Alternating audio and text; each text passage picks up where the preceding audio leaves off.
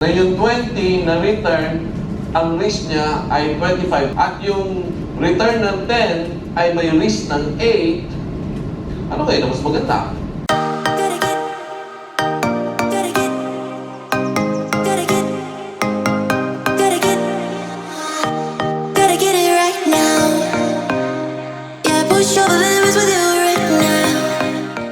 You learn investment in the hard knocks university. But in this case, if we are earning 10,000 and we spend just the same, hindi mag-grow yung earnings. Correct? It will just be static. I spent, about 536 pesos on the first birthday of my eldest daughter. No, 536. Red ribbon. Cake lang. With number 1 and 3 balloons. Deliberately, that's a decision. Sabi nung mismo, maghanda pa tayo sa pwede. We'll celebrate. Alam na niya yun. Ano mo yung fuga na. Ang importante lang, documented. May cake, may picture, may balloons. Diba? 1, 2, 3, 4 years old. That has been the case. The budget, 20,000, 30,000, invest. Invest. Invest. Invest. Correct? And then when she grew up, and then tinitignan niya ngayon yung mga pictures, kita niya halos pareho yung first 4 years. Sabi niya, where are the guests? Sabi niya. Sabi ko, because on the 5th year, we celebrated in Jollibee. Sabi ko, well, because they have long gone. What's important is that you have the gifts. So we're here today in our investment planning with Sir Ricky. So Sir Ricky, I only have 2 questions on the matter, sir. So first is for an average Filipino, what do you advise on how they can start investing? Well, to start to invest, initially you should be able to get a good grasp of your financial condition, situation. Make sure you put your financial house in order. Meaning to say, you must be able to know your budget, your cash flow. Because when you invest and then something happens that you needed the money, that will affect the outcome of your investment. So investment is a commitment of funds for long term. So which means when you make an investment, make sure that it's really going to be committed for a long period of time. How are you going to do that? Is to make sure that your cash flow would be in order, such that the money that you're going to invest is really intended for investment. And for you to be successful, of course, you really have to try it out. You have to learn your lessons, and you have to continuously study. Ask from your older friends or more seasoned friends, in the areas of investing. The lessons that you can learn.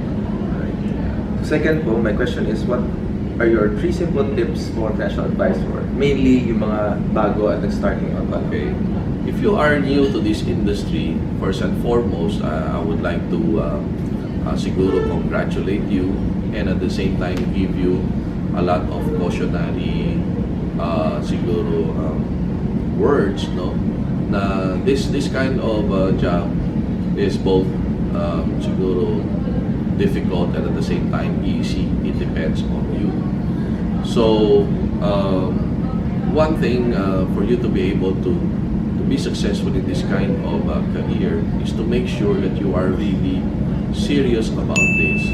So as I know, being part of the industry and been in the industry for 30 years, I have seen a lot of people, perhaps one thing that they fail to see is that they are already here and they are not going all in. So one suggestion is that when you are already here and you decided to be here for some reason, itodo mo na. Be committed talaga. Be committed. Because then you will not be able to see the full extent of its potential if you're not going to be all in. That is one. Now, the second thing is when you go all in, might as well learn from the trade, learn the skills, learn the information, so that would be your tools of the trade. At any rate, whatever you will learn, whatever that you will get out of it, gagamitin mo yan for the rest of your life. Yes. So, and when are you going to do it if not now? So you're just going to perhaps waste your time, your energy, and you will miss the potential of a good career or opportunity kung hindi mo rin lang gagawin So yun. build on your abilities. Yes, build on your abilities. Kumbaga, that's how when we say go all in, might as well take everything into consideration and put your heart into it. And for sure, you're going to be compensated. So yun po yung third one.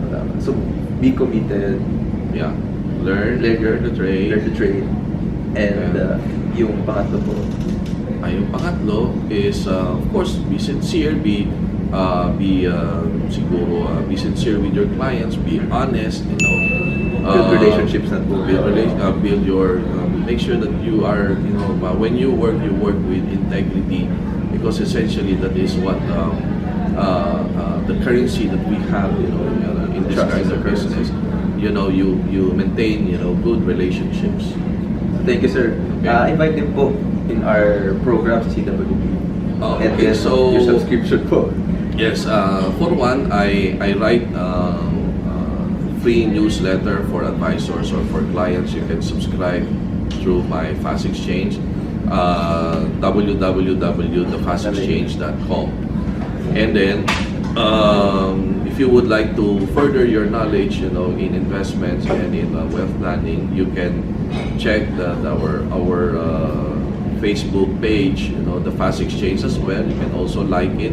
Doon makikita ninyo yung schedule namin for our CWP class.